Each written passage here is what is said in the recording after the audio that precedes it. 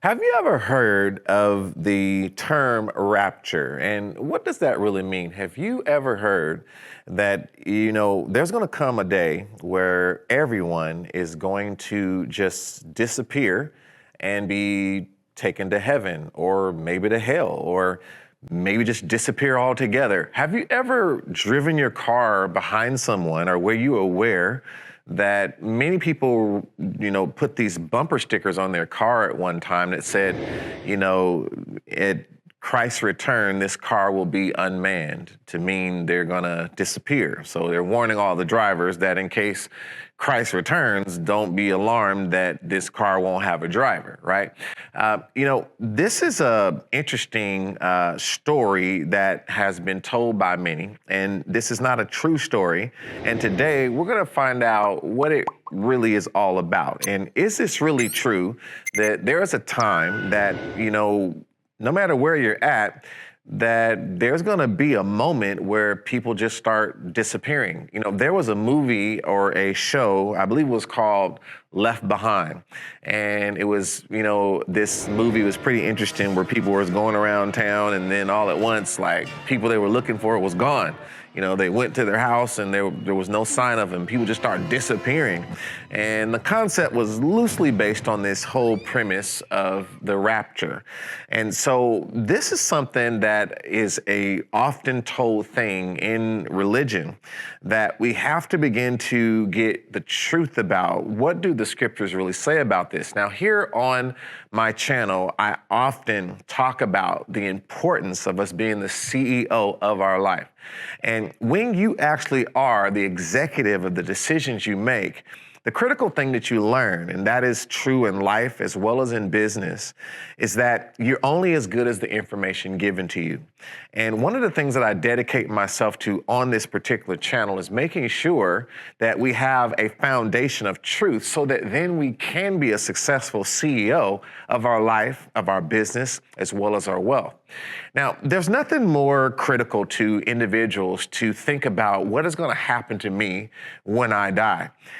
What is going to happen to me when I leave this earth? And so there are so many people that are concerned about this, and that's why they listen closely when they're in churches today that talk about what happens when you die.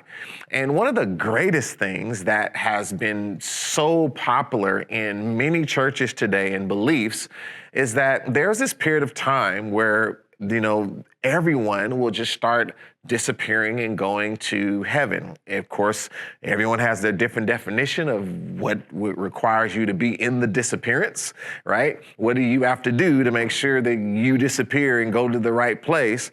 There's all kinds of things that people believe. But I want to talk a little bit about, beyond these stories, I want you to really consider for a minute why we embrace these stories as a society and so many people who say they believe in God, but they embrace stories that's not based on the scriptures. And, when you think about the foundation of scripture, there's so many people who have found comfort in a lie versus the truth. And now I want to talk to you about that very thing. What do I mean when I say the comfort of a lie?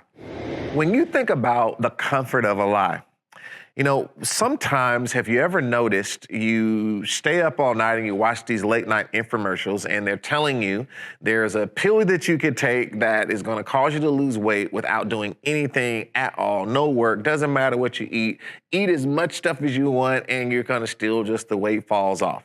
We would like to believe that more than we would the truth about eating right, sleeping right, having the proper fitness and doing the things that we need to do. Lies are very comforting. People like to be told the things that they want to hear. And this is why a lot of people have found themselves in churches today that tell them the things that they want to hear, tell them the stories that they want to hear. People want to hear that, God is love and God is wealth and God is going to give you the relationship you want. God is going to give you this, pressed down, shaking over and pouring over and all of this.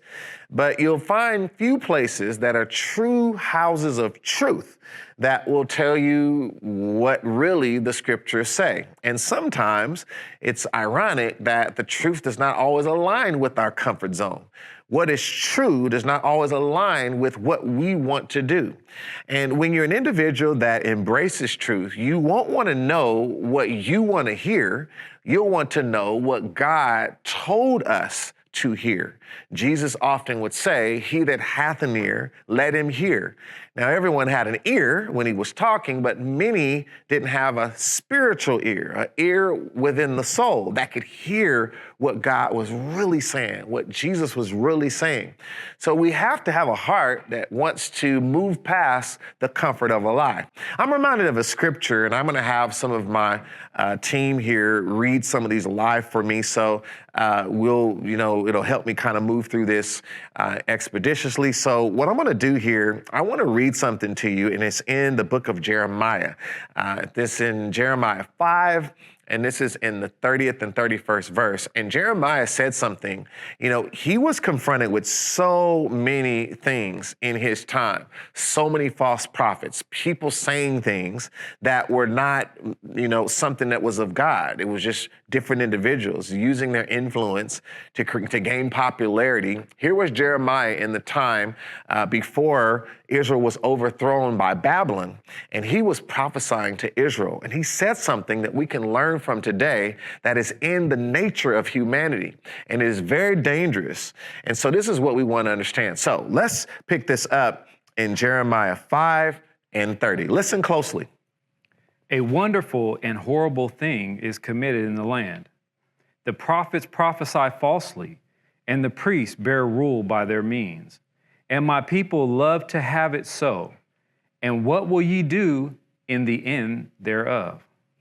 So here he said how the prophets, they prophesy lies.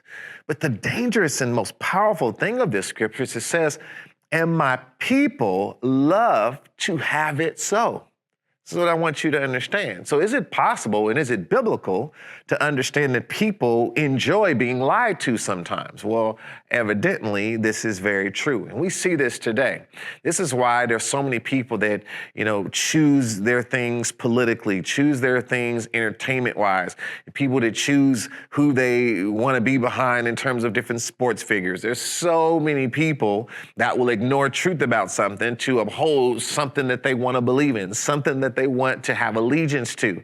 And so we're that way. And we're no different than with this than, it doesn't change because it's something of a spiritual nature or something that has to do with the scriptures. People do the same thing. They'll do anything. There are people that will fight you tooth and nail to save their denomination's name or what their denomination believes.